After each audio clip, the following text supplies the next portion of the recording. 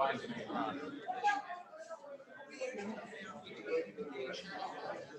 Marshall, how are you?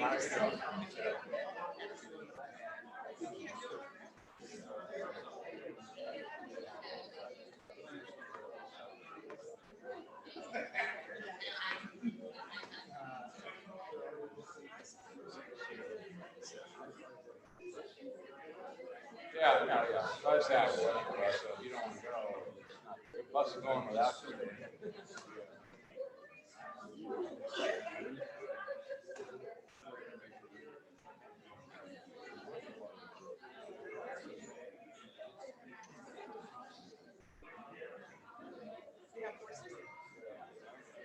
I'm going to say hi to you.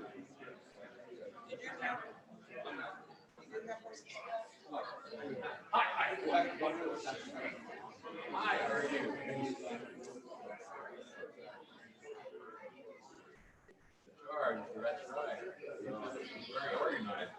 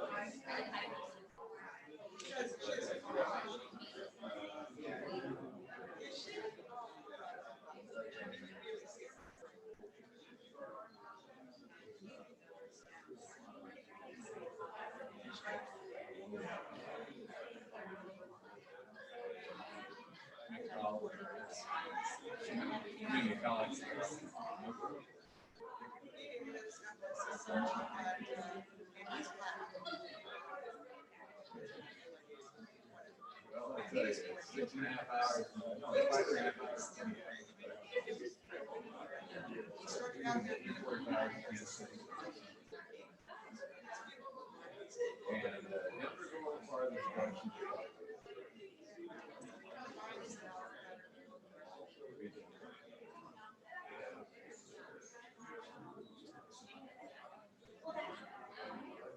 Oh, it's great. I tell you, that's one of the reasons. And it takes me.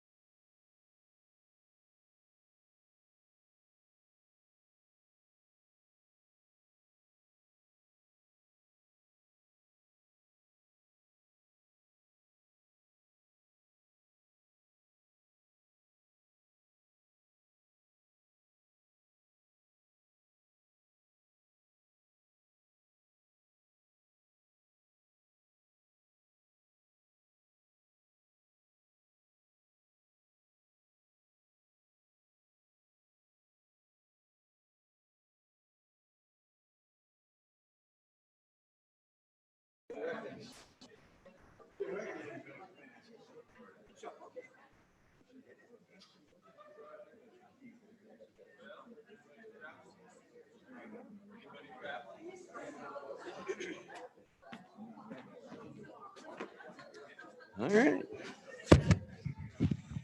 We are at the appointed time, so good morning, everyone. I'm glad to have you here. My name is Brent Segrist. I am president of the Board of Trustees here at Iowa Western Community College, something that I greatly enjoy. As a result of being president, I was forced to be the search chair, which is a very big responsibility, but nonetheless, a lot of interesting things going on. The Board of Trustees here all understand that the decision we're going to make over the next several months with your input will be probably, well, not probably, will be the most important decision any of us make during our time on the Board of Trustees. Dr. Kenny's been here some 25 years. We've only had 3 presidents for the entire college history. And so this is indeed a very big decision for which we're happy you're here to help give us some input. What we'll be doing this morning and in three other meetings today, one in Clarinda, one in Harlan, and then back here 5:15, I think, tonight, is to present you with some of the information, what's going on, let you know some of the things that might be involved in the presidential profile, the job description, if you will, and then take any type of input that you may have for us here today. So I'm going to sit down here in about a minute, and Dr. Julie Goldner will take over. Dr. Goldner is Vice President of Search Services for ACCT, which is the national organization for the Association of Community College Trustees. She can tell you they've done many searches. This will truly be a national search because of the reach ACCT has across the nation, working with every community college in the nation. And that's what we want. We want a national search, and we want to find the best person for this job and for the next, hopefully, decade or more of the future of Iowa Western Community College. So she's going to explain a few things to you once I shut up. But before I do, we have several board of trustee members here. Connie Hornbeck back here. Dr. John Marshall is here. Dr. Stan Sibley is back there. I believe that's it.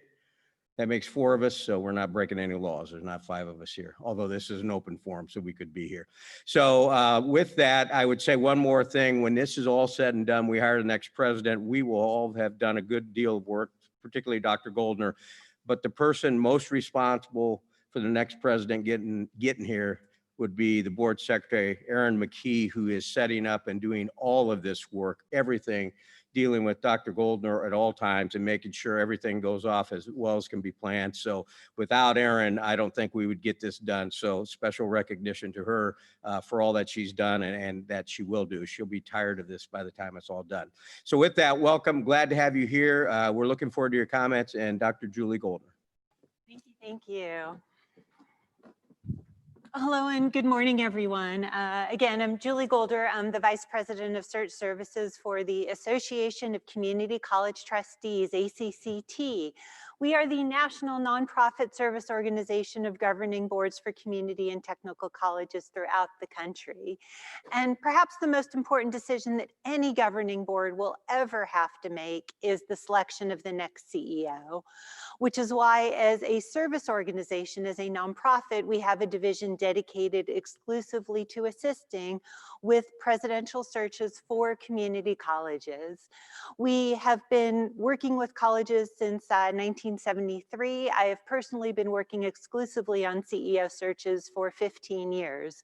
We provide service to about 30 to 35 member organizations each year. So we have a lot of experience in terms of best practices, in terms of recruiting, in terms of facilitating committee discussions. So every institution and every search is unique. We have components that take place throughout every search, but we understand that the nuances in this community, the culture is going to take a special group of candidates, and that's why we are relying on your expertise. Perhaps some of you have seen a survey that went out, a progress report, asking the opportunities and challenges and ideal characteristics that will best serve the college and the community to help you move forward in the coming years. We received a lot of great feedback. We received over 100 responses, which is fantastic. Those are the same questions that will be posed here today, that will be posed at the additional 3 forums today. All of that feedback is being distilled into a draft profile. That draft profile is going to go before the Presidential Search Committee tomorrow. They're going to have their first committee meeting. They're going to work extensively on it. What's missing? What needs to be emphasized?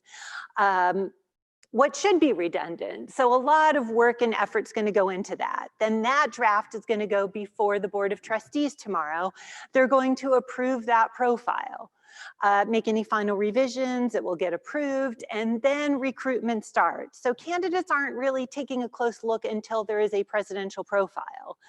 That is why it is such an important document, and that is why it is so important that your collective voices are heard and acknowledged and reflected in this document. So the bulk of this is a listening session. I'm certainly here to answer any process questions, to talk about the search. But really, this is to hear from all of you. So thank you for making time to be here. And we also have this being streamed virtually today. So a warm welcome to everyone who is joining virtually today. So again, the questions that I'm going to pose to all of you are the same questions that went out in the survey and are the same questions that are going to be asked at each of the forums. Opportunities and challenges facing the college in the years to come. So this is an opportunity to reflect into the future. What are those big ticket items looking 5, 7, 10 years into the future? Then we'll talk about qualities and characteristics. So what is going to resonate? What experiences need to be in someone's toolkit to really carry out those opportunities and challenges? Then I always do like to hear some thoughts about minimum qualifications, if there are any thoughts about that as well. So any questions so far? Well, in that case, I'd like to open this up. And again, I'm going to be taking notes. I would like to ask everyone if you can ask the question so everyone can hear it. And also if you can share your name and your role in the college and the community. So who would like to kick off today's discussion? Opportunities and challenges, big ticket items. Please.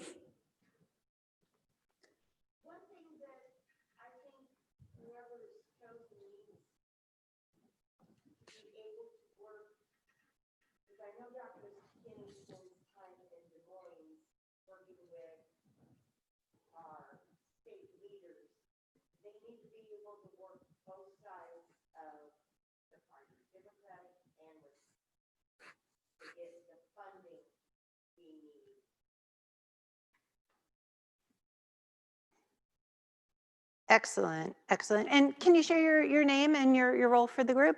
My name is Carrie. I'm in facilities. I'm the secretary. Excellent. Well, thank you.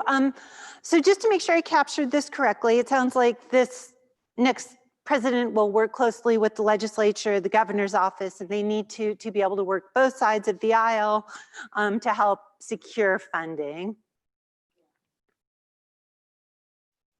Thank you.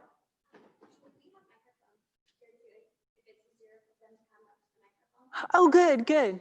Thank you. Good. What other big ticket items are out there?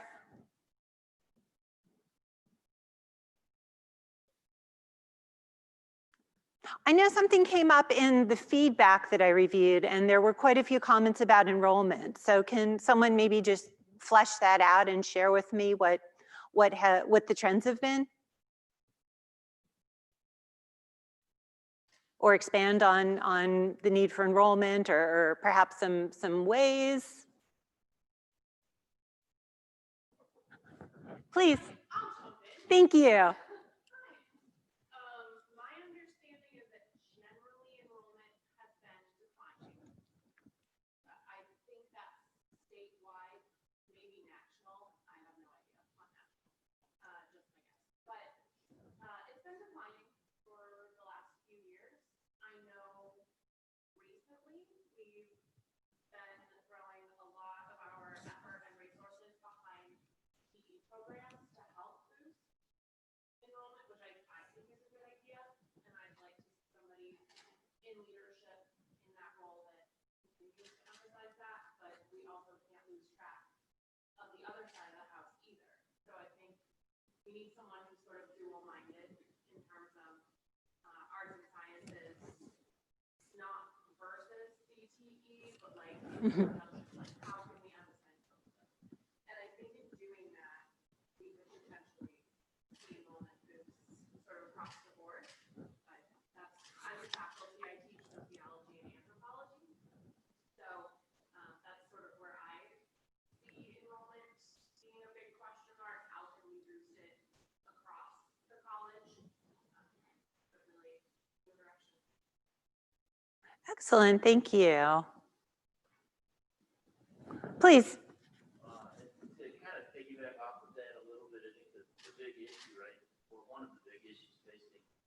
higher education in general is convincing people that they still should go to college, that this is still a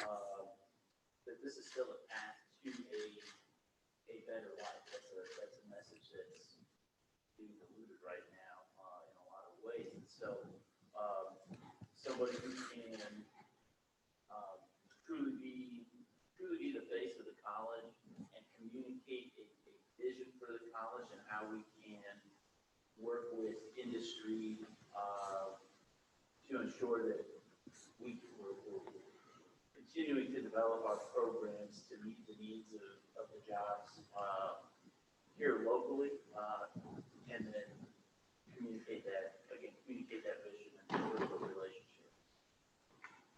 Excellent, excellent. So, Yeah, what did he say?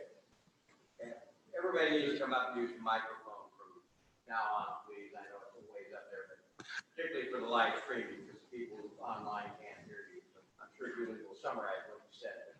Anybody else speak, please use the microphone.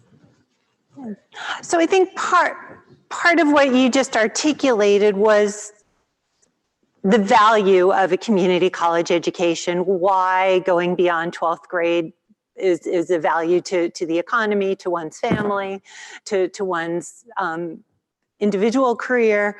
And part of that is the president is your ambassador, your spokesperson, and how they will get out into the community and market the institution, and again, showcase the value of post-secondary education. Good, and yes, we are going to ask folks to come on up to the mic, so please do so. If anybody wants to, I'll bring the mic to you.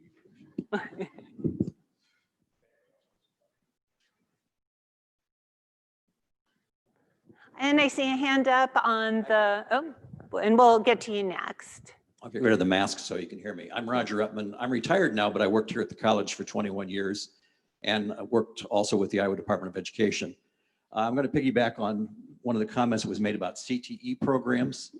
I think they're very valuable programs, but you're going to need somebody that's going to be, need to be involved in fundraising. As we know, those programs are very expensive, both facilities and equipment wise. So that would be another issue that that you're going to need to look at as you look for a new president.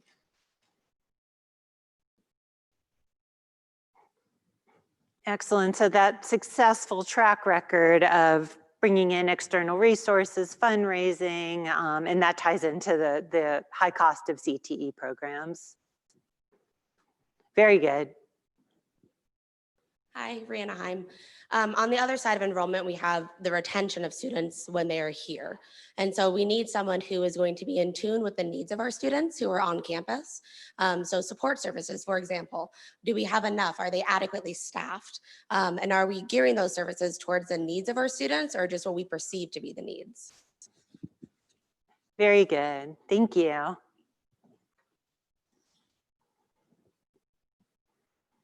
Other thoughts? Other opportunities, other challenges looking into the future? Okay, well, in that case, we can take a look at the qualities and characteristics. So what experiences, what skill sets, what personal characteristics will your next leader need to embody in order to be successful? Perhaps certain communication styles, successful track record in certain areas. What are your thoughts?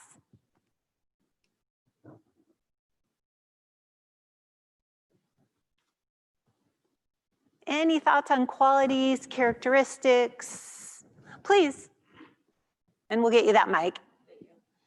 I think transparency is a big one. We worked really hard these past few years to increase our transparency across the college. And so anyone coming in, I would like to see them continue that practice. Excellent. Continuation of transparency, greater transparency.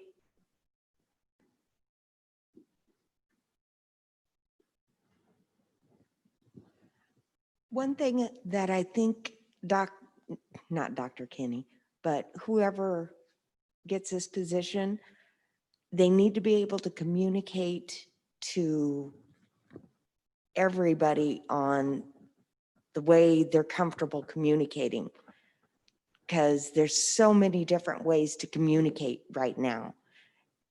Teenagers, if you don't communicate by text, they don't get it. But there's just so many different platforms to communicate. They've got to be very versatile and comfortable with that.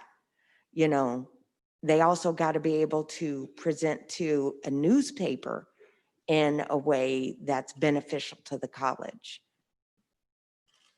So they got to go old style and new style. Right.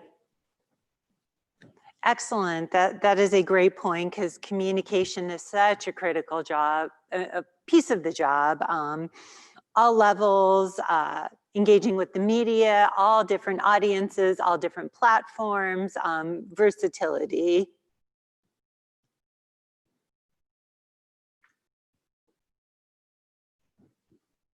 Other thoughts?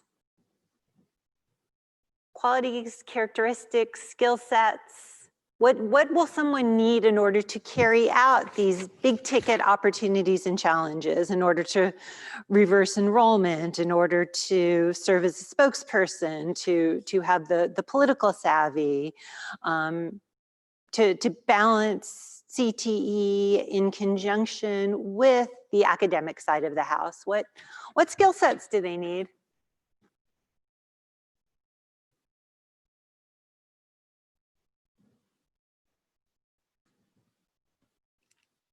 Nothing else? Okay. And I did want to ask, oh, good. I'm not sure if this is a skill set so much as just something I would be interested in. I think that college has been really good with developing service learning in the past, and presently doing that, working with AmeriCorps. I would love to see a president that kind of continued that same track record. Excellent, excellent. So perhaps some experience with service learning.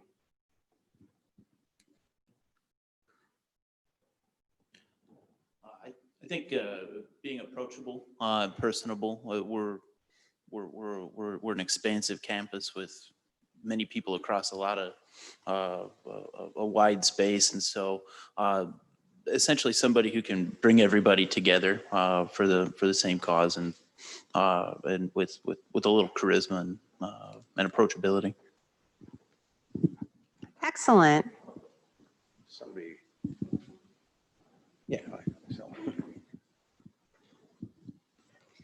Just to piggyback off of what Tom said, I would say open-mindedness, because like Rihanna said, when she was talking about our students, you know, listening to input from the people that maybe know our students better, the boots on the ground and that type of thing. So listening, being open-minded.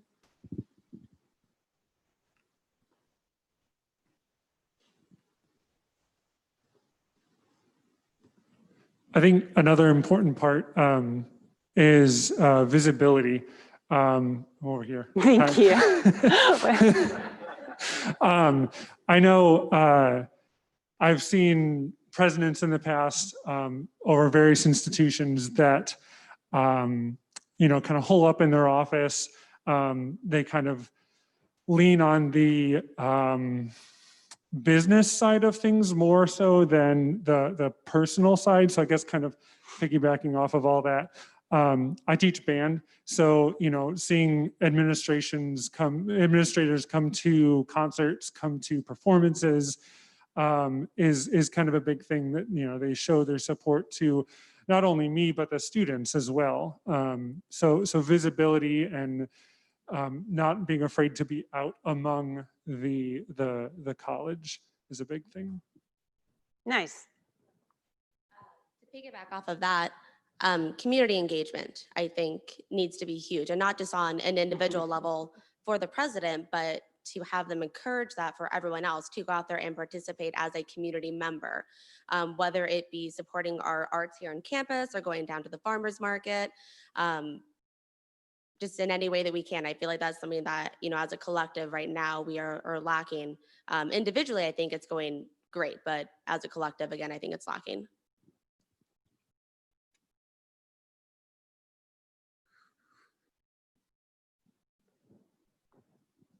Hi, my name's Laura and I'm in academic affairs. I think that there's a few things where they need to be approachable. They also have to have a strong financial background in order to look at each of the areas of the college and be able to make strong business decisions. And then also somebody that's very innovative and can look at what other colleges are doing.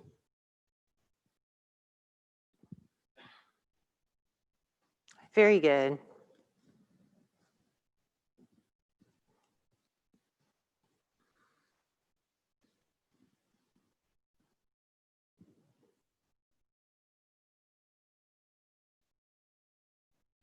Did we have any comments or questions on the Zoom chat? Not yet. Okay. We solicited, no one has any yet. Okay, thought I'd check in. So we have a really extensive list of these qualities and characteristics. Transparency, strong communicator at all levels, someone with experience in service learning, approachable, personable, charismatic, open-minded, strong listening skills, highly visible, great interpersonal skills, who can engage with everyone, someone who could engage all members of the college community to engage with the community, strong financial and business background, and someone who will be innovative.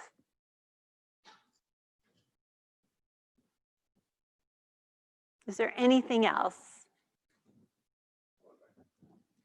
This is probably going to lend towards your first question more than what we're talking about right now. But I think one of the big points we need to know from the next president is their stand on sports and academics, what their goals might be. So their personal position on both athletics and academics.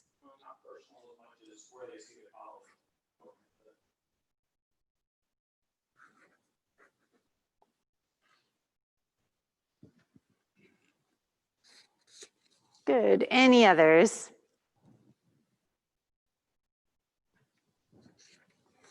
And I do like to pose the question about minimum qualifications. If you look at these position descriptions, there are often just a couple of bullet points at the very bottom that talk about minimum qualifications, absolute musts. And typically the committees and boards want to look at a broader and more inclusive and more diverse group of candidates, as opposed to having a lot of bars right off the bat. But I did want to ask your thoughts about minimum qualifications. Are there any absolute musts that you see? And we'll get you the mic so everyone can hear. At least my absolute must would be they must have community college background. In any capacity? In any capacity, but they must have worked at a community college.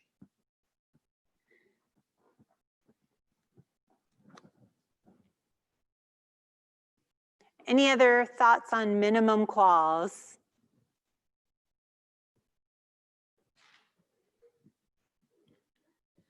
I agree with the community college background, but I think something that gets overlooked with community colleges is that not every community college has a robust student services department. And so I would like to see them have experience with both student services and academic services.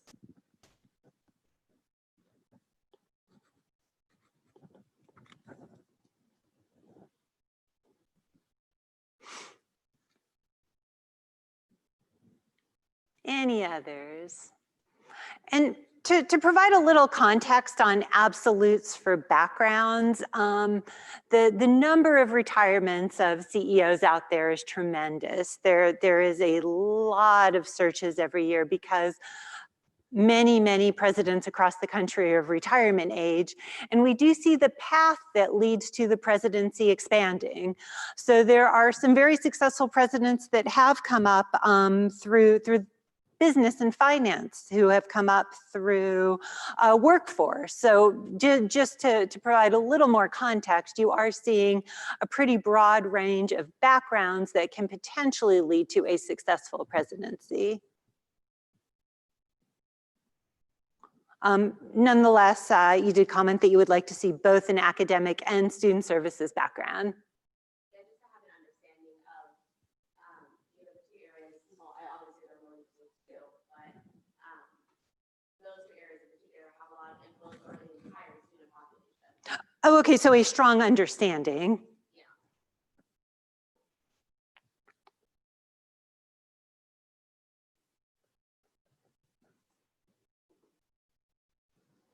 Other thoughts on minimum qualifications? And this is often where you will see the academic credential, the degree. Often it's doctorate preferred, sometimes it's highly preferred, on occasions it will be required.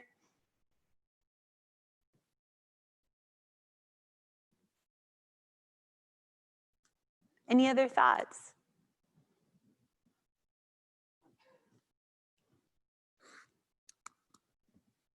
I want to take a moment to sort of backtrack to see if anyone has any other thoughts on the first two questions, opportunities and challenges or ideal characteristics. So want to make sure everyone has an opportunity to share their thoughts and share feedback. Please, and we'll get a mic to you. I'm equally distant from both. Who will it be? Thanks. I don't know exactly where this fits. I don't think it's a minimum qualification, so it's probably in the first two. We have a really, really diverse student body, and I would wager a guess to say maybe more than most of the regional community colleges. Part of that is athletics, but part of it is just Omaha and Council Bluffs pull a lot of immigration. So I don't even really know how to turn this into a bullet point. That's what I've been struggling with back here, is just someone who has at least an awareness of different issues that can arise. So we've got students from like every different racial or ethnic category, socioeconomic status, immigration status, gender and sexuality, identity, like it's across the board. So I would hate to see someone come in who doesn't have any like tangible experience with diversity.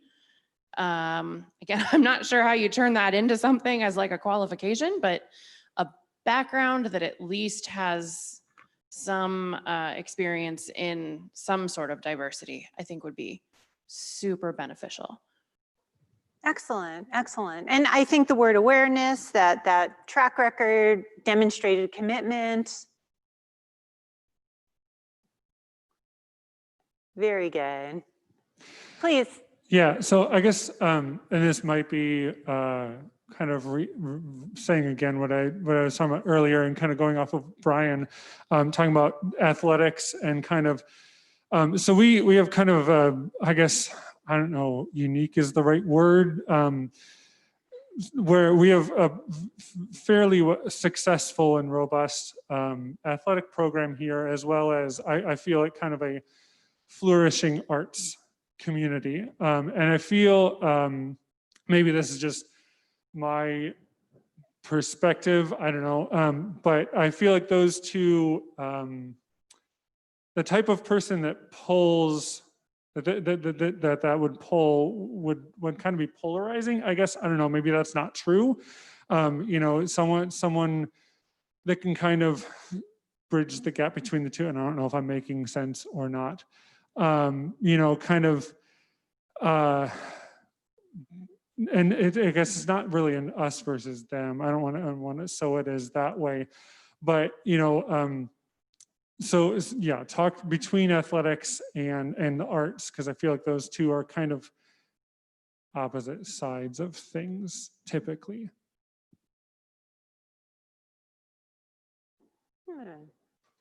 So someone who could connect with both of them, value, appreciate, and serve as a bridge. Hi, I'm Marge. I'm Vice President of Academic Affairs. So I don't mean to be inappropriate by adding my 2 cents in. But when we go back to qualifications, I do think because this institution is very robust and is very complicated because of the students that we serve and where we're located, I do think having the credentials of and the experience of a sitting president, having that experience is very important to come to this institution, because there is really a lot they're going to have to already know how to manage and how to very quickly act upon. One of the things with Iowa is this president is going to have to work very, very closely with the Iowa Department of Education.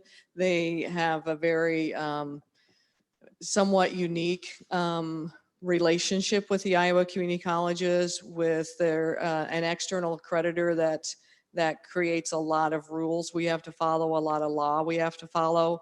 So we have a lot of external accreditors there. They're one that in particular creates a lot of work for us, and the sitting president has to know not only how to navigate and manage that, but they have to at times really be very strong in working with them to explain the position of the Iowa community colleges and why some of the decisions are not really a good idea to serve the students of Iowa.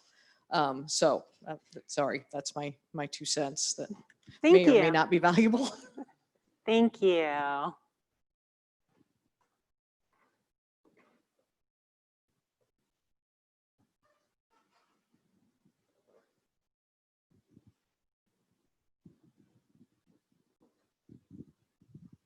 We have a question from the Zoom session. Going back to qualifications, I would agree that having a business and financial background would make a good candidate for our next president. Excellent. Thank you. And thank you for joining virtually. And we have another hand up towards the back.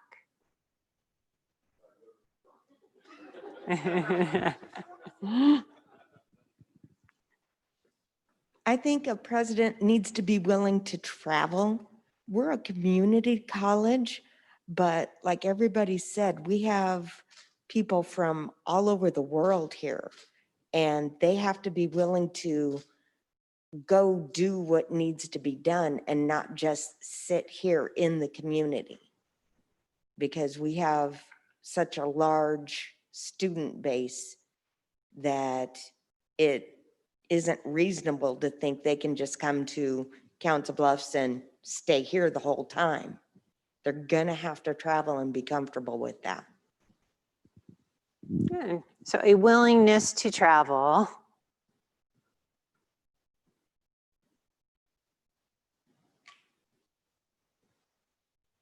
Any other thoughts?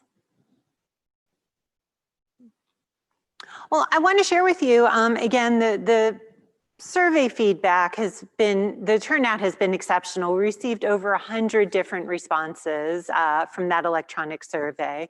And a lot of that is very consistent to what has been shared here today. Again, there are going to be 3 more forums today. The same questions will be posed, and all of this information from the survey, from the forums, is going to get distilled into a draft profile. It will go before the search committee tomorrow. They're going to do extensive work on it. Then it will go to the board for final edits, final review, and approval. So once this document is approved, it will be on the webpage. And want to encourage all of you to take a close look at it. When you go to the college's homepage, there's an icon towards the bottom of the screen that says Presidential Search. If you click on that, it takes you to the landing page for the entire search, where you see all of the progress reports. My contact information is up there, so if you have any thoughts or candidate recommendations or questions, please reach out to me. I also want to encourage you to encourage your colleagues to come out to the forums today or to reach out via email if they have any thoughts or opinions. It's very important. So recruitment will start once this profile gets finalized, which should be by the end of the week. We have a nice, healthy recruitment period where we'll be engaging in a lot of one-on-one private conversations. And that's one of the reasons why any board reaches out to a search firm, because some of the best candidates do not respond to ads. They need a phone call. They're very busy being successful. So we put a lot of our energy into getting recommendations, to encouraging a broad and rich and diverse range of candidates to throw their hat in the ring. Recruitment will take place through mid-September. Then the search committee's work will really kick in, where they will review all of the confidential applications. They will determine the individuals that they want to invite for first round confidential interviews. Those individuals will be scheduled. We will work to coordinate those interviews. The committee will probably spend 1 or 2 full days interviewing the confidential first round candidates. Once they finish the last interview, deliberations will start immediately following the final interview. They're being charged with finalizing 3 to 5 finalists. At that point, the committee will have met their charge, and the search, the ultimate decision will go to the board. But the finalists will be coming to campus, assuming travel is permitted at that point. There will be public forums just like this one. So either in person or virtually or a combination, everyone will have an opportunity to meet your final candidates, to ask them tough and challenging questions in an open session just like this. Everyone who comes to a forum will get a feedback form where you'll be able to share your independent thoughts on the finalists' strengths, their weaknesses. All of that feedback goes to the board. So the board will interview the candidates will engage in tours and public forums. The board will then get everyone's feedback from the forums. The board will get confidential reference and background checks. So before the Board of Trustees makes that ultimate and incredibly important decision, they will have a lot of pieces of information. This is a participatory process. This is a transparent process. The only part that is confidential are the names of candidates. The only names that will ever go public are the names of your finalists. And at the appropriate time, there will be a memo with their bios and photos, so you will get to learn about them. Your participation and engagement in this process is critical. It makes it a richer process, and want to thank all of you for being here today. This is important. So please stay tuned. The website is going to be a great source of information throughout the search. Again, your thoughts are going to help influence the profile. It will be posted in the next week, so please stay engaged with the process. This is really to launch your search. Any final thoughts or questions before we wrap up today? Please.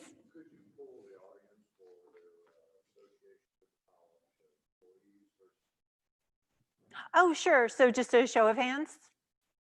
Yeah, so do you want it broken down by constituent group or just internal versus external? Okay. So if you are a college employee, if you can raise your hand. Good. So just about every hand went up, and conversely, if you are a community member.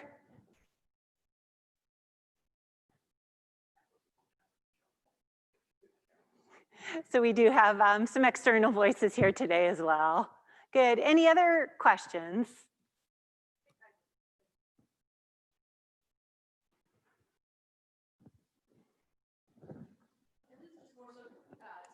Other staff members who weren't able to be here, they can email you on the link or just directly to you if any of our staff members want to be able to provide their input on this as well.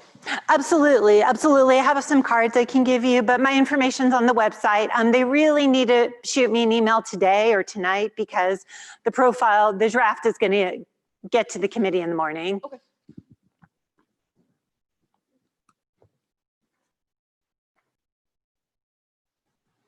Good. Anything else before we wrap up today? Well, thank you again, and please stay engaged in the process. And we would like, on behalf of the Board of Trustees, thank you for everybody that's here. It's not unusual that it is more college staff and people as opposed to the public, but we're doing it again in Council Bluffs at 5:15, thinking we may get some more public input at that time. Speaking on behalf of the board, thank you for the input. Most of the things brought up today, I think we probably have thought about that. There were several things that I hadn't crossed my mind, so I think the input was very valuable. For those of you that are interested, the search committee is 20 people. It's on the website if you want to see it, but there's 4 board members on there, and they're the 4 board members that are here, Connie and John and Stan. And then there's 7 members from the college, split between faculty, certified staff, and administration. We have 1 student on there. We have 1 person from the Iowa Western Community College Foundation. Then we have 7 public members.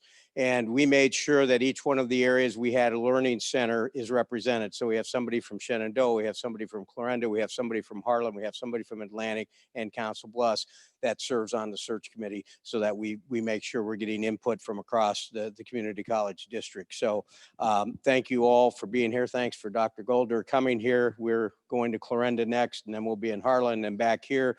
And as Dr. Goldner said, we'll convene the search committee tomorrow, and we'll start the process in earnest. And at any time, we want this to be transparent, which I believe it is. We want it to be national, which it will be. And we want to solicit any of your input at any time to any of us. Anybody on search committee, Dr. Goldner, feel free to reach out, any concerns, comments. But we heard what you had to say today. It was very helpful. Thank you very much for coming.